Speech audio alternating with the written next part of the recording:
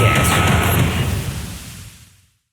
Olá a todos, aqui quem fala é Thiago Bignotto, vocês já estão acostumados a ouvir nossa voz aqui na nossa plataforma, mas hoje nós vamos fazer um processo completamente diferente. Hoje nós vamos trazer colegas para poder discutir com vocês, no modelo de podcasts, alguns assuntos muito importantes e que vão ser extensamente debatidos no SP Valve, dia 28 e 29 de outubro. Se você ainda não sabe, eu estou ficando constrangido porque nós estamos falando disso todo dia nas redes sociais, significa que você não está nos acompanhando. E temos também o pessoal do Clube da Card que fala toda hora sobre isso. Mais um sinal de que você não está plugado no conteúdo de relevância das redes sociais, está só passeando pelos Instagrams da vida. Então, fica com a gente, porque aqui você vai ter muito conteúdo de qualidade. E a gente separou um assunto muito interessante para hoje, e para poder falar sobre isso, quem mais que eu trouxe aqui? Eu trouxe o pessoal do Clube da Cardio, e ao longo desses podcasts que a gente vai gravar, nós vamos ter aqui vários integrantes deles, eles são um time, né? Bem diferente do que a gente vê por aí, um time grande, um time conceituado.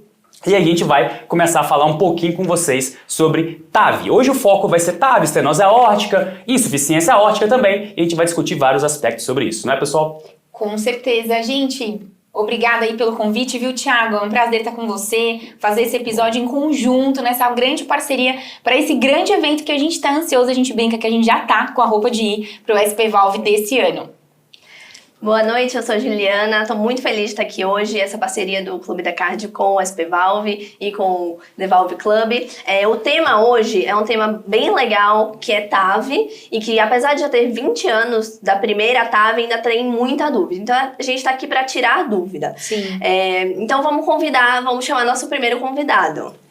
Gente, eu quero convidar a José Mariani Júnior. Ele vou ler aqui o currículo: cardiologista intervencionista, coordenador médico da equipe de cardiologia intervencionista do Hospital Israelita Albert Einstein, coordenador da cardiologia intervencionista da Santa Casa de São Paulo, é professor e assistente da Faculdade de Ciências Médicas da Santa Casa de São Paulo, doutor em medicina pela FMUSP. Bem-vindo, Mariane, obrigada por topar esse convite e agregar toda a questão aí do intervencionista nesse assunto que a gente precisa de você. Pamela, Thiago, Juliano, prazer estar aqui. Eu já sabia da data, então, quando fui convidado, me senti muito lisonjeado, muito obrigado, é um privilégio poder estar aqui, é um privilégio meu poder participar desse momento que vocês hoje fazem parte na cardiologia como um todo, que é transmitir com velocidade e qualidade informação. E isso me honra muito poder estar aqui hoje participando, ainda mais falando de um tema que brilha os olhos da cardiologia mundial, que brilha os olhos da cardiologia intervencionista, que é o tratamento percutâneo da estenose valvar aórtica. Perfeito. Gente, TAV, tema importantíssimo, o Congresso Europeu desse ano foi todo envolto aí pelos 20 anos de TAV. A primeira implante de transcatéter de válvula aórtica foi realizado em 2002 na França. E a gente já tem 20 anos desse primeiro implante. No Brasil foi em 2012. Começou mesmo o banco de dados, né? Antes foi... Perfeito. Eu trouxe alguns dados, vamos falar de dados, eu gosto de números, quem me conhece sabe. E eu trouxe aqui o registro americano de implante transcatéter de válvula aórtica. Eu vou dar alguns dados para vocês, Thiago, você me ajuda a pontuar. Você me ajuda a apontar como que a gente está no Brasil fazendo paralelo com os Estados Unidos, tá bom? Hoje a gente tem já nos Estados Unidos, com certeza, mais de 300 mil TAVs nos Estados Unidos. No Brasil, você tem alguma ideia de quanto que a gente tá nesse número pelo registro brasileiro? O registro brasileiro, ele começou lá atrás, como eu falei, ele tomou o corpo mesmo em 2012, quando começou mesmo a ter esse acréscimo de pacientes no banco de dados. Eu sempre falo isso com o Fábio Sandoli, né, que talvez seja quem capitaneia esse banco de dados hoje. E ele fala, não, o banco está ativo, vamos correndo atrás e tudo mais. A gente sabe que aqui no Brasil essa cultura de colocar pacientes em banco de dados não é o ideal. Então o nosso banco de dados não tem talvez um número total que representa o que a gente já faz. Óbvio que a gente não está chegando em números tão fantásticos como os Estados Unidos, a Alemanha, né? Mas a gente tem aí uma casuística bem legal. E o Mariano talvez até possa falar isso, da experiência dele vendo de como que hoje a gente tem uma demanda muito maior e bem mais cotidiano, né? Sem dúvida nenhuma, Thiago. Infelizmente, a inserção de dados no nosso registro é uma inserção voluntária, não é obrigatória, como muitas vezes nos Estados Unidos é. Eles estão diretamente ligados ao recebimento do procedimento, então isso facilita muito a coleta de dados. Isso não acontece no nosso país, mas a gente agora, a despeito da primeira TAV no país ter sido feita em 2008, geralmente o registro começa em 2012, mas infelizmente esse registro ele é um registro que não contempla todos os procedimentos. Independente disso, ele ficou um tempo, eu não vou falar desativado, mas ele ficou um tempo subalimentado, e agora a sociedade está trabalhando ativamente nisso para poder alimentar melhor esses dados e criar uma casuística real brasileira. Especialmente nesse momento, que é um momento ímpar, né? Em 2019, a TAV foi contemplada como indicação classe 1, junto com tratamento cirúrgico para pacientes de baixo risco.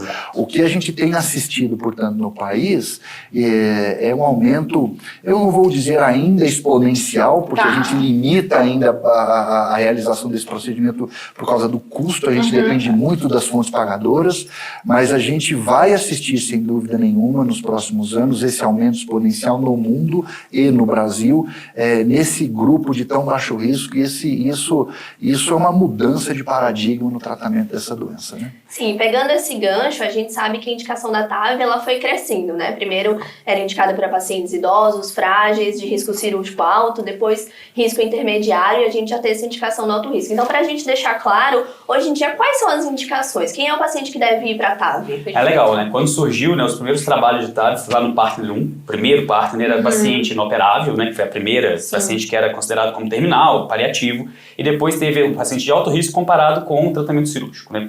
E a gente viu que inoperável não tinha muito como comparar, realmente era uma mudança bem rígida na curva, e o paciente também de alto risco apresentava um resultado muito importante com o TAV. E naquela época a gente tinha dispositivos de primeira geração. Sim, né? isso é muito paciente pontuar. com implante ainda transapical, naquele contexto, né? Hoje a gente vive um outro momento.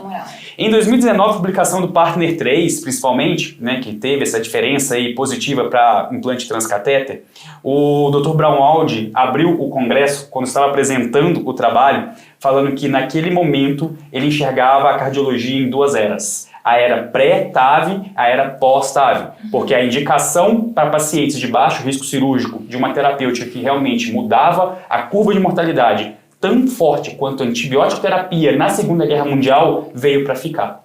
E contemplava agora um número de pacientes muito grande. A gente já viu isso acontecendo na prática, né? Pacientes considerados de baixo risco que já tinham terapêutica TAV e não estava em guideline, mas a gente via que dava para ir bem, né? Que, pelos scores de risco. Hoje a avaliação é bem diferente, a gente pode até falar sobre isso hoje, né? Não é só o score de risco. Tem um monte de coisa junto. Que a gente tem que englobar. Mas a gente já experimentava, até no Brasil, pacientes de baixo risco cirúrgico, quando a gente estava falando só de intermediário. A gente via isso acontecer com uma certa frequência. Então, TAV é para quem hoje? Para qualquer risco cirúrgico, mas para idosos. Essa talvez seja uma informação que nem todo mundo coloca na primeira prateleira. A gente não conversa até o presente momento TAV para o paciente, por exemplo, 50 anos. Né? A gente fala de TAV para pacientes 70 anos mais. A depender, tem umas variações de diretrizes. 65, A TAV nasceu, Tiago, exatamente para isso, como você falou. Quer dizer, tem um trabalho interessantíssimo que foi publicado em 2003, e que contemplou 5.300 pacientes que tinham indicação estenose aórtica severa, sintomática, ICC classe 3 ou 4, que tinham indicação de troca valvar cirúrgica em 23 centros americanos, América do Norte e Europa. E 30% deles não eram submetidos ao tratamento cirúrgico. E o professor Braunwald, na reunião do American College, em março de 2019, em New Orleans, ele mencionou isso. E o professor Braunwald hoje ele assistiu exatamente isso. Quer dizer, ele descreveu em 1968 a curva de mortalidade junto com Ross, angina, síncope e ICC, a mortalidade de 5, 3 e 2 anos, né? Depois ele assistiu a cirurgia de troca valvar, nasceu em 1960, mas ela ganhou corpo com a descrição do professor Braunwald. Então ele viu nascer o tratamento cirúrgico robusto, extremamente efetivo, porém ele também assistiu 30% dos pacientes que não podiam ser submetidos, e a esses pacientes aguardava apenas esperar a história natural da doença, que era a morte súbita. Uma qualidade de vida muito ruim e morte súbita. Assim como o professor Braunwald assiste Partner 1, Partner 2, Partner 3, e ele faz uma menção histórica, né? E ele foi aplaudido de pé depois disso. Ele diz que aquele é um momento histórico e deve ser reconhecido como um momento histórico. Não é para a cardiologia intervencionista, é para o mundo, é para o paciente. É para o paciente. Então, realmente, essa é uma tecnologia disruptiva. Essa é uma tecnologia que realmente, apesar de ter ganho um pouco de ceticismo no começo, lá para os pacientes inoperáveis, hoje ela é extremamente efetiva, ela é aceita por todos, e eu acho que o que vocês estão fazendo hoje aqui, abrir um espaço para a gente poder conversar sobre isso, é fundamental. E é muito interessante porque vocês, 2019, a gente estava entrando na cardiologia. Sim. Então tem com certeza uma parte da galera que está ouvindo a gente, está achando interessante esse contexto, digamos, histórico. Porque a gente estava entrando na cardiologia, lembra, Ju? 2019, março de 2019, o Congresso Europeu aí aconteceu em agosto de 2019. Então pré-pandemia, 2020 já não teve mais nada. Então a gente, nessa época, ainda estava engatinhando. Não que a gente hoje, né, ainda somos cardioblastos, né? Estamos aí no aprendizado. Sempre, mas eu sou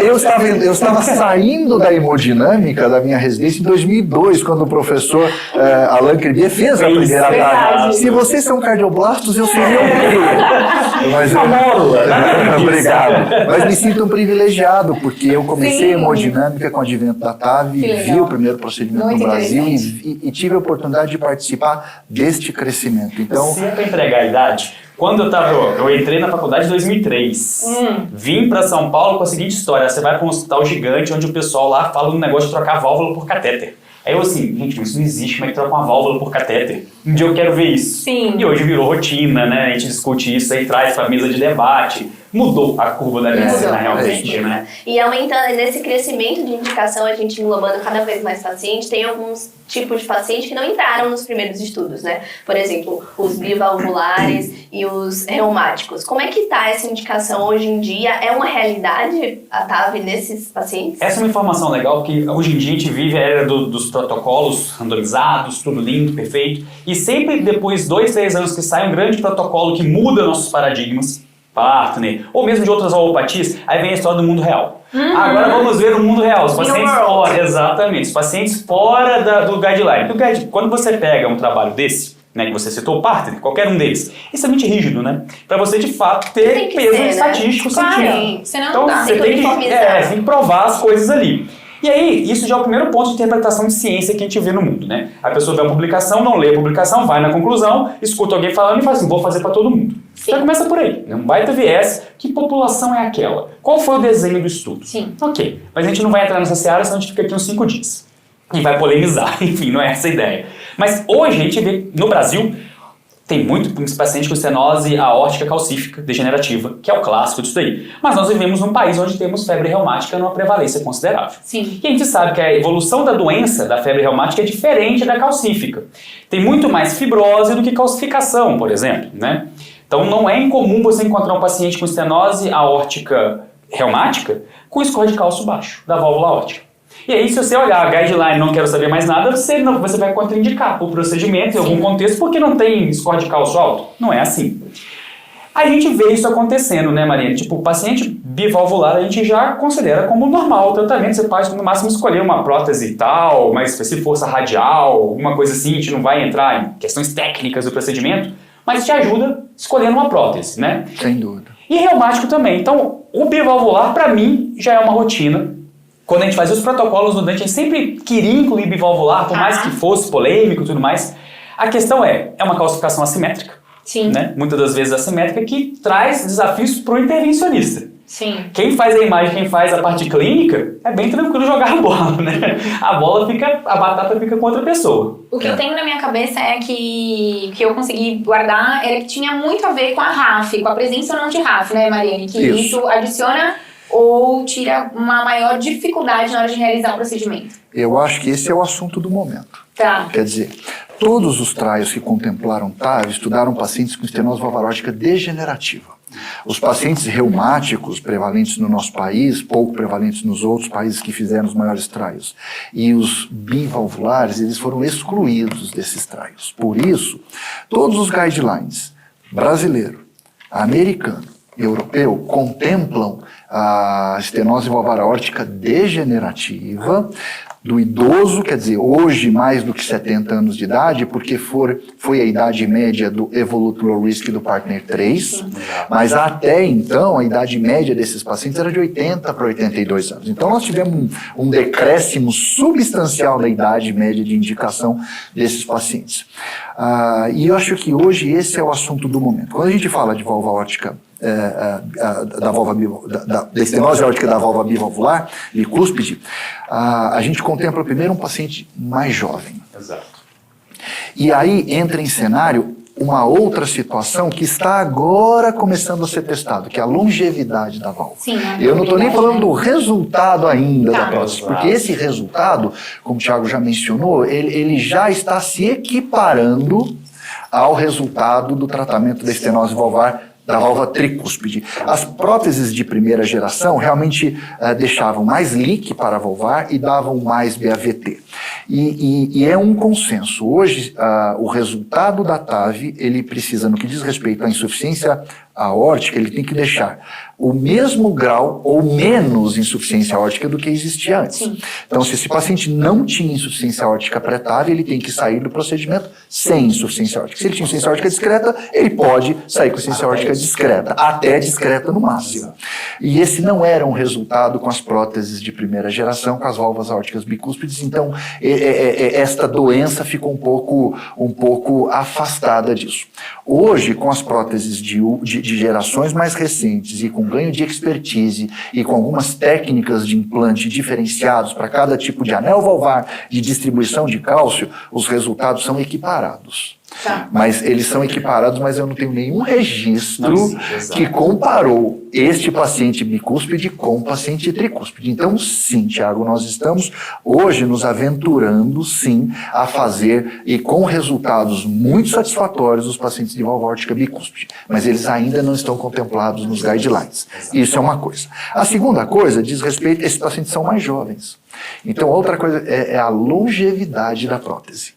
Essa longevidade hoje, ela tem um segmento publicado do estudo Notion de 8 anos. Exato. E a longevidade é igual, se não ligeiramente melhor no que diz respeito à degeneração valvar do que a prótese cirúrgica. Então nós temos um belíssimo sinal de que, no que diz respeito à durabilidade da prótese, a gente está caminhando muito bem.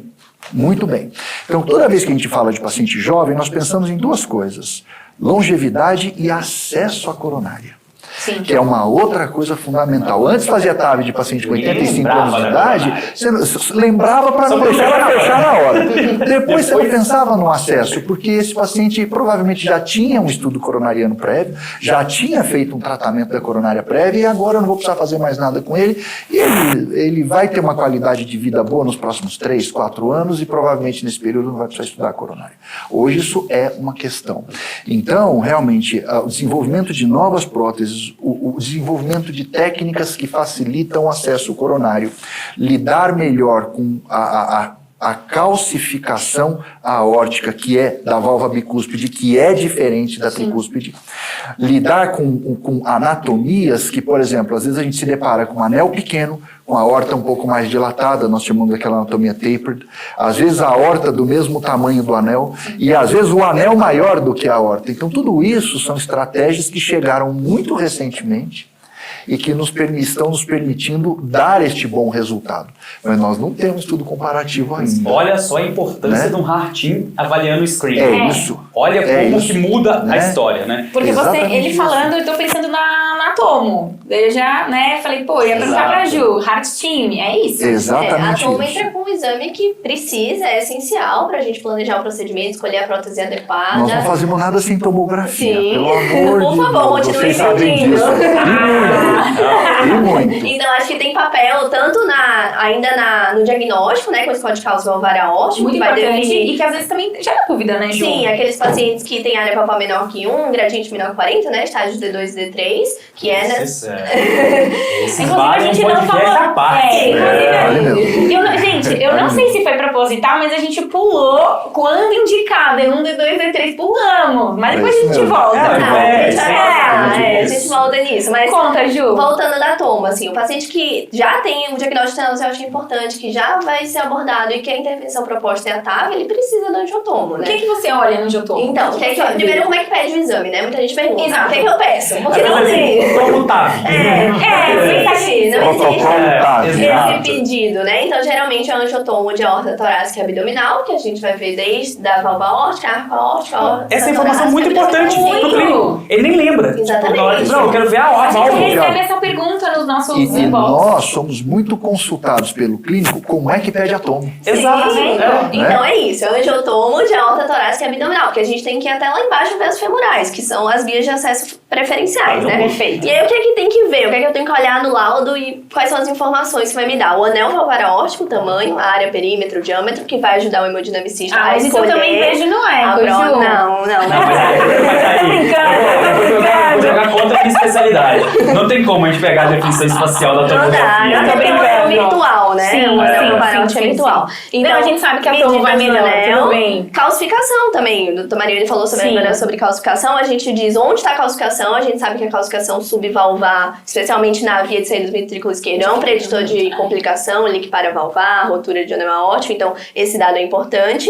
E as vias de acesso. E um dos mais importantes, que é a altura das artérias coronárias. Então, a gente tem que Perfeita. pensar que as coronárias estão saindo um pouco acima do plano da válvula aórtica. Quando você expande a endoprótese, hoje em dia a gente já sabe que não é a endoprótese que obstrui, né, as artérias. É o próprio folheto da válvula folheto. nativa que é deslocado e pode causar obstrução durante o procedimento. Então, quanto maior essa altura, mais longe for os ossos das coronárias do plano valvar aórtico, menor esse risco. Você vê como é que a técnica vai crescendo, né? Antigamente a gente observava só a altura. Hoje em dia é um complexo de altura, tamanho do seio, Sim. tamanho do folheto. Localização do cálcio. Exato, Distribuição espacial do Exatamente. cálcio. onde? Impressionante. Sincronizada com o eletro ou não? Sincronizada com o eletro. porque Alta a gente- resolução ou não? Alta resolução. A gente precisa ser angiotomo, né? Precisa ser com contraste. Isso a Qualquer gente lugar tem tem não, hein?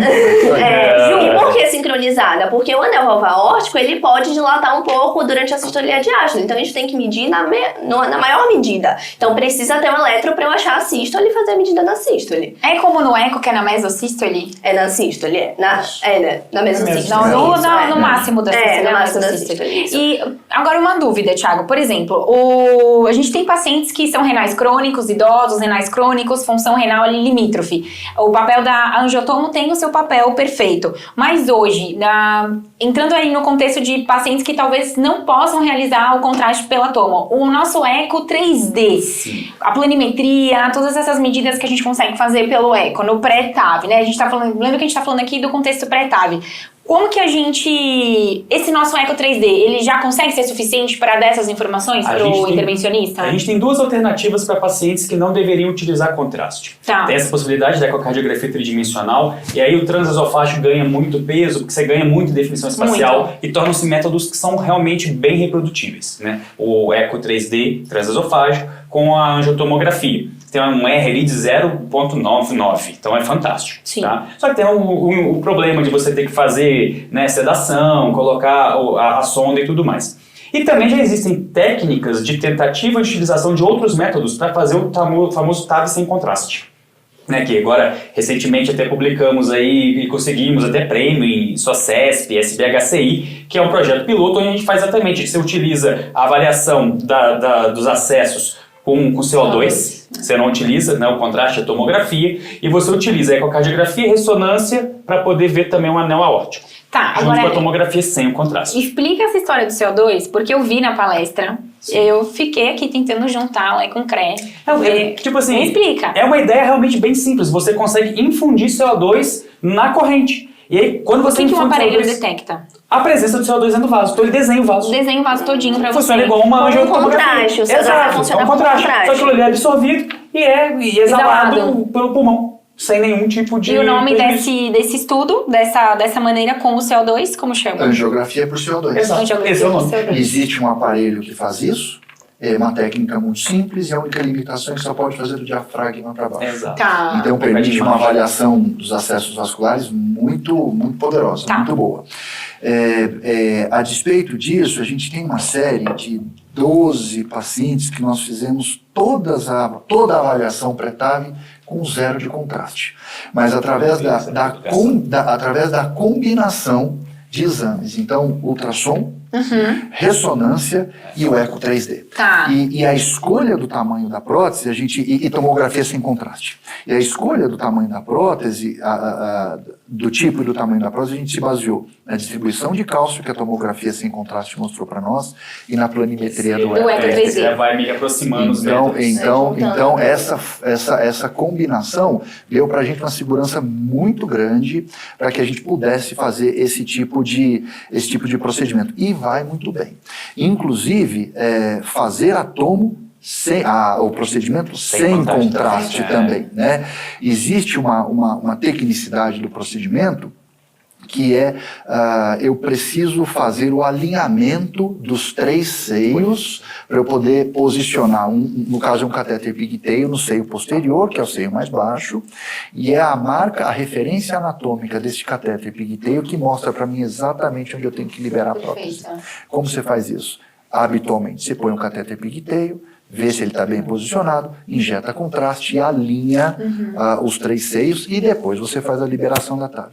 Hoje, melhor do que ninguém, vocês conseguem dizer para a gente qual é a melhor projeção. Isso já é uma outra coisa. A segunda coisa, em vez de posicionar um catéter pigtail, a gente posiciona 2 Tá. ou 3. Já marcou Tem a alinhamento. referência. E acabou o alinhamento. Perfeito. Então, isso é muito factível hoje. Essa é uma hipótese que está sendo testada, mas isso é bem factível hoje. A gente vai falar de TAV minimalista, mas é no próximo episódio, né, Thiago? Vamos Isso, segurar. já vamos abordar isso aí, é um assunto também temos bem preâmbulo. recente. Eu queria levantar a bola de novo do Heart Team. Nossa vivência, a gente ainda tem uma vivência recente na cardiologia, mas a nossa vivência, tanto em Core e Dante, a gente no Heart Team, avaliando aí das valvopatias, a gente tinha o cardiologista clínico, o intervencionista, o cirurgião cardíaco, o técnico da imagem, o especialista da imagem cardiovascular, quer dizer, o ecocardiografista também especialista, e tinha uma adição do geriatra. Eu queria até saber, Mariane, lá nos hospitais particulares, como que funciona, porque a gente sou residente, né, do eco e acabo participando do procedimento, mas eu não vejo toda a discussão, às vezes, que acontece. São discussões em separado ou nos bastidores, ou existe um momento que todo mundo discute aquele caso em específico? Como que funciona assim? Nós entendemos o Heart Team como sendo absolutamente fundamental para a segurança do paciente, para poder indicar ou contraindicar este ou aquele procedimento para aquele paciente. Perfeito. Então ele é fundamental. E hoje o Heart Team ele é amplo. Hoje a gente tem a possibilidade, tem a necessidade de agregar o anestesista. Perfeito. Porque ele ainda mais na TAV minimalista, que será discutido em breve, ele é um agente fundamental. A equipe de enfermagem, sem uma equipe de enfermagem treinada, a gente não faz uma TAV minimalista. Exato. E muitas vezes o pessoal do administrativo também. O pessoal da terapia intensiva.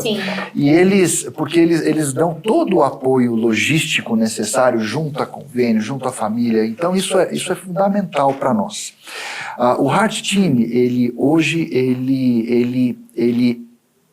era executado em 100% das TAVs. Tá. Por quê? Porque antes de ser contemplado a TAV possível em baixo risco, então nós sempre submetíamos 100% dos nossos casos para que o cirurgião pudesse dizer para nós. Tá. Então, na verdade, no que diz respeito à importância de todos, é brutal, mas até aquele momento, o cirurgião ele tinha que falar, olha, este paciente, ele é de baixo risco, mas eu não opero, porque o STS não mede uma série de outras situações clínicas, né? Hoje, a gente tem indicado o Heart Team quase que 100%, mas ele é mais informal. Isso que eu queria saber. Eu vou dar um exemplo. Tá. Eu vou dar um exemplo. Sexta-feira passada, agora, eu fiz uma TAV de uma válvula bicúspide, uma paciente de 68 anos. Poxa vida, quem indicou esse paciente? O cirurgião. Mas como? Porque ela tinha mastectomia bilateral e radiação de tórax, um tórax hostil. Então, aí nós fizemos o nosso heart team e aí envolvemos o anestesista, nos planejamos e fizemos então como deveria ser. Fiz o procedimento dela sexta, hoje de manhã ela recebeu alta. Legal. E eu acho que isso só é possível porque a gente tem primeiro a boa indicação que veio do cirurgião e eu acho isso espetacular. Espetacular. Legal. E a associação de toda essa equipe que nós falamos, mas ele deixou de ser, ele existe sempre. Tá, é isso que eu queria Mas saber. ele deixou de ser Aquele- formal e anotado num Sim, processo, num num livro. protocolo, num livro. Por quê? Porque lá no começo a gente tinha que ter certeza que não estávamos indicando TAV de maneira fútil. Entendi. E em A segundo preocupação era lugar, outra, né? a preocupação era outra. Em segundo lugar, tínhamos que ter a certeza que a gente não estava indicando TAV para um paciente que não podia fazer TAV, que era de baixo risco, tinha baixíssimas comorbidades. A gente não tinha evidência, e né, não nesse tinha momento. evidência nenhuma. Mas desde 2019, esta reunião formal, ela ganhou menos robustez, mas ela Ela acontece existe. 100% das vezes. Ainda diria mais, ela tornou-se natural. Muito natural. Talvez isso seja o ponto que Mas a gente tá muito natural. O que eu acho que é percebendo. legal do heart team também é trazer os dados da literatura, dos estudos, para a realidade de cada serviço. Sim. Porque o estudo tem lá a sua Isso. taxa de mortalidade cirúrgica, tinha Isso. algumas próteses disponíveis que às vezes não é o que você tem no seu serviço. Isso. Então o heart team com as pessoas ali do local que sabem qual é a realidade, vai ter uma indicação muito mais precisa de caso a caso e de contexto do Brasil que tem cenários muito diferentes, né?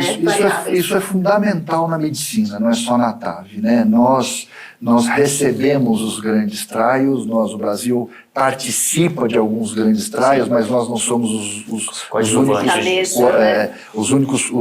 os atores principalmente disso.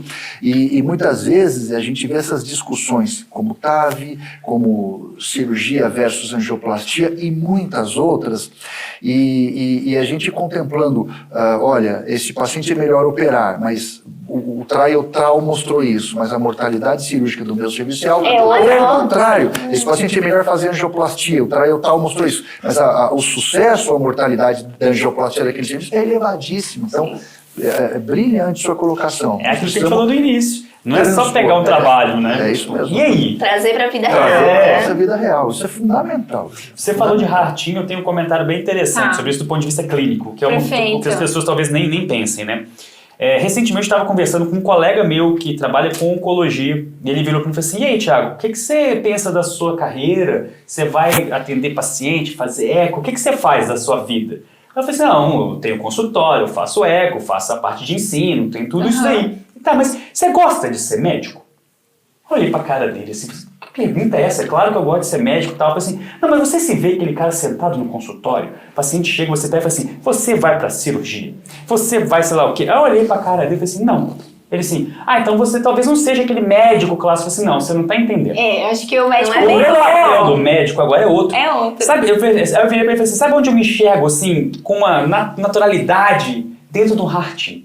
Eu quero estar ali. Mas então você não gosta? Não é que eu não gosto. É que ali eu troco informação, É muito aprendo de legal. intervenção, Isso. aprendo de diagnóstico de É imagem. muito legal. E quem ganha é o paciente. Eu chego pro paciente com tanta informação quando eu tô no Heart, diferente quando eu tô só no meu consultório. Ele me pergunta, eu falo o que eu acho e ponto final. Sim. Agora, eu adiciono um ponto que a gente tem sentido no Clube da Cardio, e esse é uma das grandes coisas que eu acho que a gente cresce junto. Porque o Heart Team em grandes lugares, como a gente trabalha aqui em São Paulo, você tem à disposição ali para conversar de maneira tranquila, o cirurgião com a expertise, o hemodinamicista com a expertise, o anestesista, etc. Mas a gente tem lugares onde as cidades são mais distantes, interior mesmo, até de São Paulo, ou outras cidades, onde ele não Periferia de São dispõe... Paulo. Não precisa ir muito longe, Não não. precisa ir muito Lá longe. longe. Onde a gente não dispõe de... Às vezes o cardiologista clínico, ele tá ouvindo nosso podcast, né? Ele fala, eu tenho esse paciente no meu consultório, eu acho que ele seria um bom candidato para TAV. Mas aí como que ele tem contato com o hemodinamicista? Então, a gente tem tem sentido isso por exemplo, no nosso grupo. A gente tem um grupo de WhatsApp onde a gente, quem quiser entrar, entra e a gente discute vários casos. E aí lá tem a galera da arritmia, tem a gente, ajuda a imagem. Não tem só válvula aí, não. Tem tudo. Não tem só válvula, então tem de tudo. E eu acho que esse é até o que o Mariane comentou, de hoje ser uma medicina diferente, tem a ver com o que você tá falando agora também. A gente não é mais o médico de 20 anos atrás. Hoje é diferente, a gente tá disponível. Então tem gente que manda dúvida de caso clínico no Instagram, que é a dúvida do consultório da pessoa. Dia a dia. Então a gente troca. E eu acho que isso só agrega. E a gente tem que estar disponível, porque hoje eu posso dar uma informação, amanhã eu posso pedir outra informação. Então o Heart Team, eu acho que ele tá ganhando uma informalidade, porque ele é mais natural mesmo. E, ao mesmo tempo, ele está mais difundido, ele está mais online, ele está sendo disponível de outras maneiras também.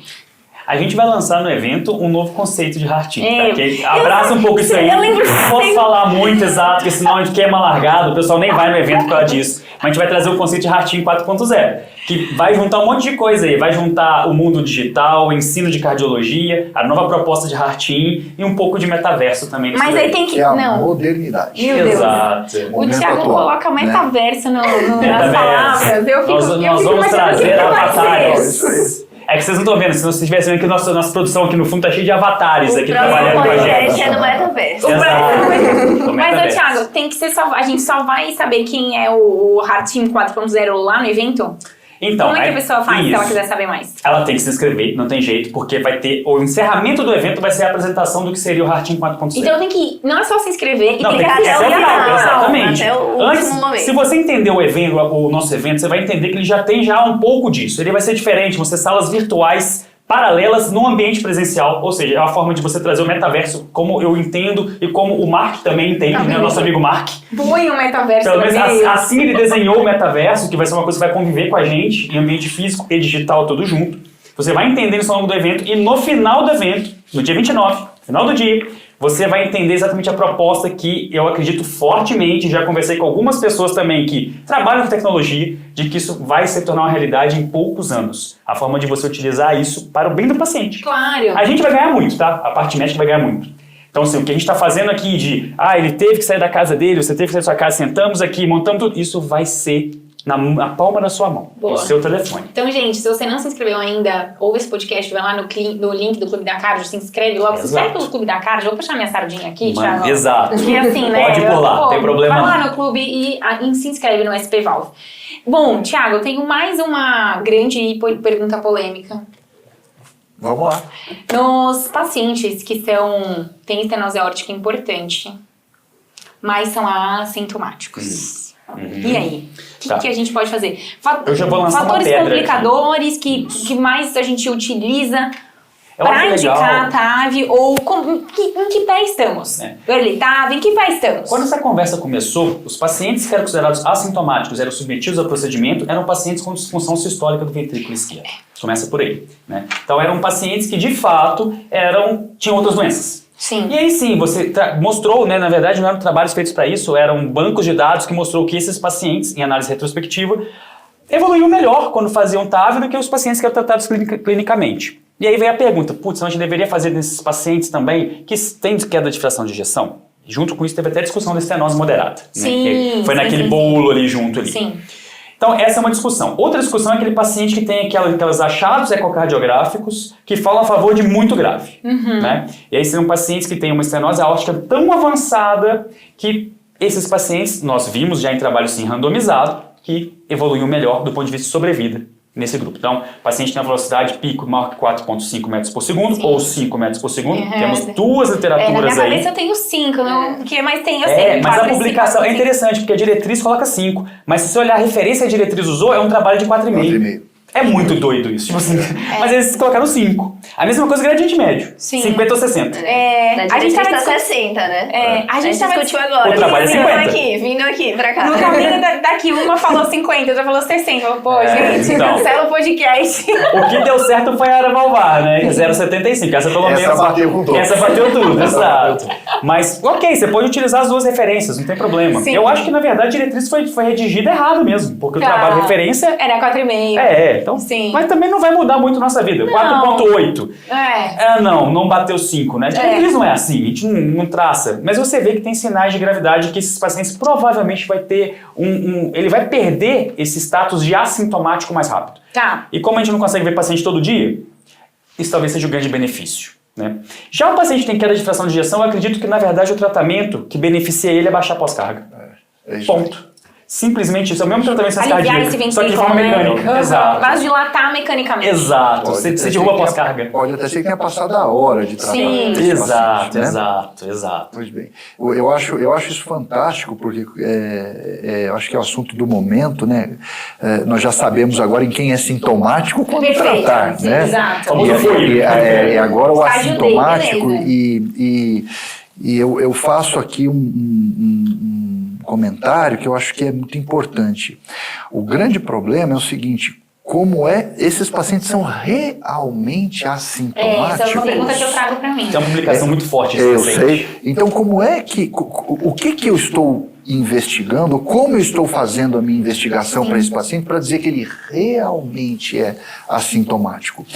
É assim, mas assim, eu estou cansado de ver pacientes que eram assintomáticos e tinham fatores de risco de pior prognóstico, que foi feito o tratamento ou cirúrgico ou percutâneo da válvula aórtica, e o paciente retorna depois falando: doutor, Ele vira super-homem. doutor, eu subo escada e não canso. Mas ele senhor cansado, não, eu achava que não. Então ele se auto-limitou. É muito isso, né? com certeza. Ele se auto-limitou. Então, eu acho que esses fatores, esses critérios hoje, eles têm que ser levados em consideração. A gente sabe que quando a gente trata desses pacientes, quer seja cirúrgico ou quer seja percutâneo, a gente interfere na história natural da doença.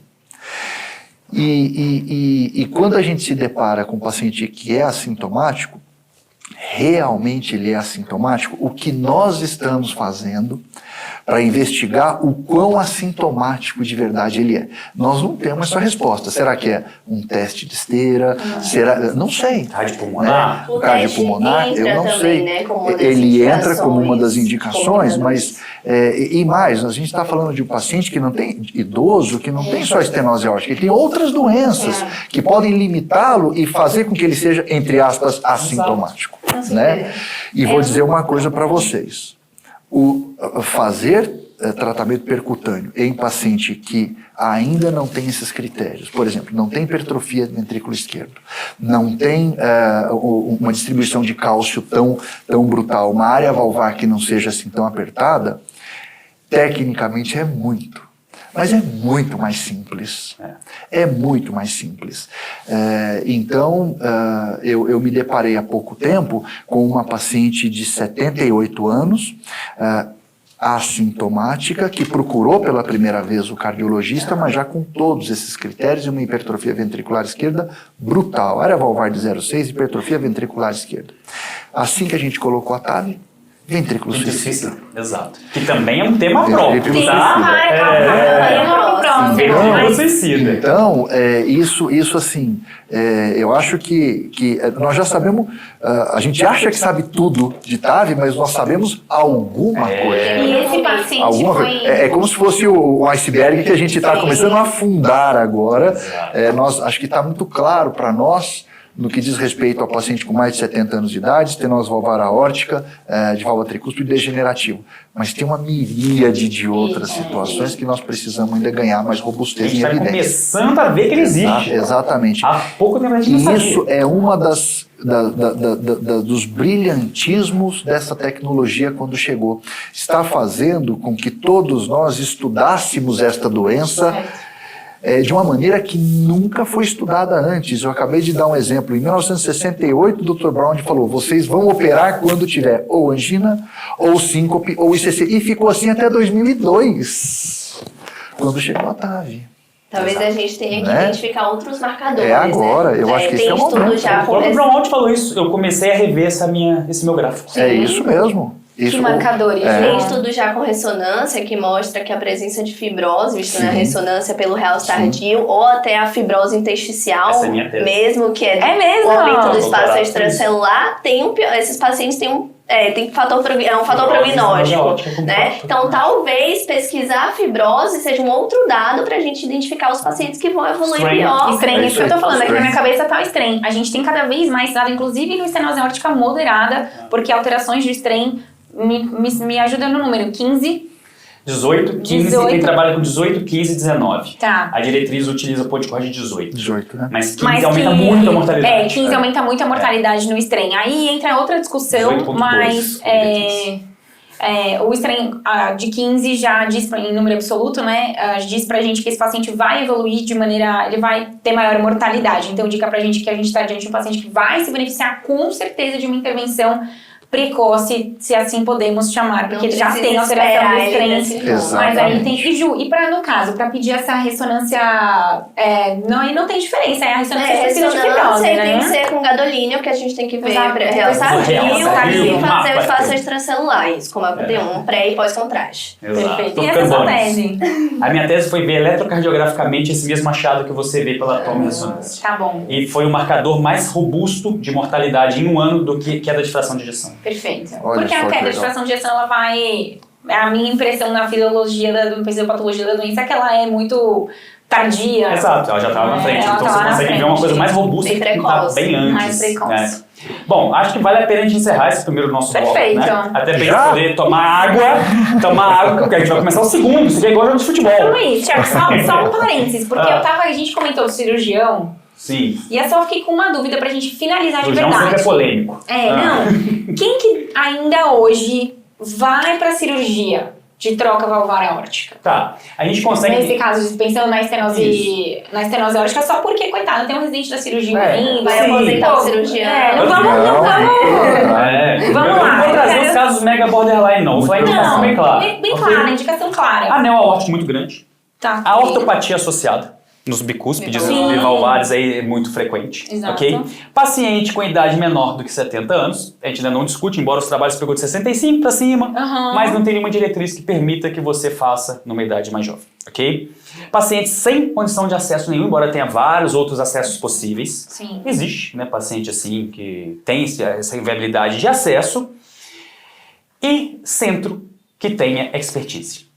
Não adianta nada você quer fazer um TAV no local que não faz TAV, nunca fez TAV, nunca tem ideia que é TAV, e lá tem um serviço de cirurgia bom. Exato, perfeito. Se você tem a cirurgia vai melhor. 50-50, cirurgia vai melhor. Acrescentaria aí, Thiago, outras valvopatias associadas, que a gente pode, principalmente dos reumáticos, nós comentamos os reumáticos aqui, né? E em algumas situações, hoje menos frequente com essa idade um pouco mais branda, mas às vezes a gente se separava com doença coronariana muito complexa, né? E que aumentaria muito o risco de fazer a TAV sem tratar, e o tratamento também seria percutâneo, seria de alto risco. Então, hoje isso é menos raro, mas eu acho que são duas coisas que a gente precisa lembrar. Ele acaba combinado. Com um síntese anatômico muito alto, muita calcificação, envolvimento de tronco, multiarterial, mais TAV. Exato. Né? Mais estenose aórtica, desculpa. Talvez seriam os candidatos que... Então, acho que o cirurgião tem o seu papel fundamental e a gente se sente muito seguro quando a gente tem a oportunidade de fazer o procedimento de troca valvar percutânea com a cirurgia cardíaca de backup. Perfeito. Né? Principalmente nos pacientes de baixo risco. Principalmente nos pacientes de baixo risco. Porque esses pacientes... Todos os pacientes têm que ir bem. Exato. Mas esses de baixo risco, principalmente. Né? E em qualquer intercorrência, então, assim, nós temos esse hábito de em 100% dos casos, quando a logística assim permite, termos o cirurgião cardíaco conosco na sala e é uma companhia agradabilíssima porque nós aprendemos muito com eles. Com certeza. Sim. Uma coisa, Mariane, que eu fico na dúvida, a gente hoje está na época do acesso transfemoral. E mais antigamente, transapical, tem como você só pontuar rapidamente, porque a minha geração, de maneira geral, vê mais o transfemoral mesmo. Transfemoral. Em que situações vocês optam por um acesso diferente disso? Perfeito. Depende da tomografia, ela é fundamental para nós. É o que eu vou dizer. ela é fundamental para nós. O paciente já passou a lopata, né? Geralmente o que vai para TAV. Hoje as próteses mais recentes permitem que a gente use introdutores de menor diâmetro. Então hoje os introdutores variam entre 14 e 16 frente. Frente é uma unidade de medida, um frente equivale a 1/3 de milímetro, 0,333333. Então nós temos um cutoff de artéria e um padrão de distribuição de cálcio pela artéria que é muito bem identificado pela tomografia. E pelo menos para introdutores 14 frente para mais do que 5 milímetros de diâmetro, e idealmente durante todo o trajeto que tenha de 5 milímetros de diâmetro, a distribuição de cálcio tem que tentar evitar aquele cálcio em ferradura, que é uma calcificação da parede do vaso em mais do que 180 graus. Isso diminui muito a distensibilidade da artéria. O introdutor, por exemplo, da prótese balão expansível, ele é um introdutor 14 frente. Porém, quando a gente está passando a prótese dentro do introdutor, o introdutor é expansível. Então ele cresce mais um frente e pouco, e depois ele decresce. De tal maneira que naquele ponto, se eu tenho realmente 5 milímetros com calcificação em ferradura ou menos do que 5, a gente pensa, portanto, às vezes doença vascular periférica em outros acessos. O acesso que era utilizado no início era o transapical, mas o transapical tem sido substituído por outros acessos. E hoje, não podendo o transfemoral, a gente vai para o transaxilar. A axila subclávia, braço esquerdo, que reproduz com muita semelhança o trajeto transfemoral, não podendo o transcarotídeo, só que o transcarotídeo precisa de uma investigação através de um método de imagem, principalmente angiorressonância, para saber dominância de circulação, qual é a vertebral dominante, qual não é, se tem lesão, se não tem lesão, não aceita uma complicação vascular, na impossibilidade desse ou o transaórtico por mini-tóraco ou o transcaval. Sim, né? O transcaval, esse é bem interessante e tem sido a alternativa de escolha quando não se pode transfemoral, quando não se pode transaxilar, o transcaval, depois o transaórtico, e o transapical hoje praticamente ele não tem sido mais utilizado. Perfeito. Vai ser utilizado como história. O primeiro caso foi transapical. Okay. Exato.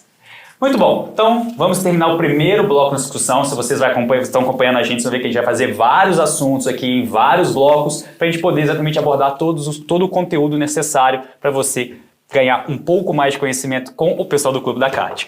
Sim, gente, obrigada, adorei estar aqui com vocês. Eu super aprendi várias coisas hoje com vocês. Isso é uma aula. É uma aula, um aulão. Gente, se inscreva no SP Valve através do nosso link, tá lá na nossa bio. Segue a gente no Clube da Cardio, temos o nosso podcast, Clube da Cardio Podcast. Segue a gente, estamos em mais de 15 plataformas de streaming. Então não é desculpa, tem como ouvir a gente em todos os lugares que você tiver acesso. Obrigada, fica pra próxima. Fica pra próxima e já vamos começar mais assuntos com vocês. Grande abraço, obrigado. Até a próxima. Obrigado, Mariane, pela presença. Tchau. A gente ainda vai conversar mais ainda. Mariane fica. Mariane fica.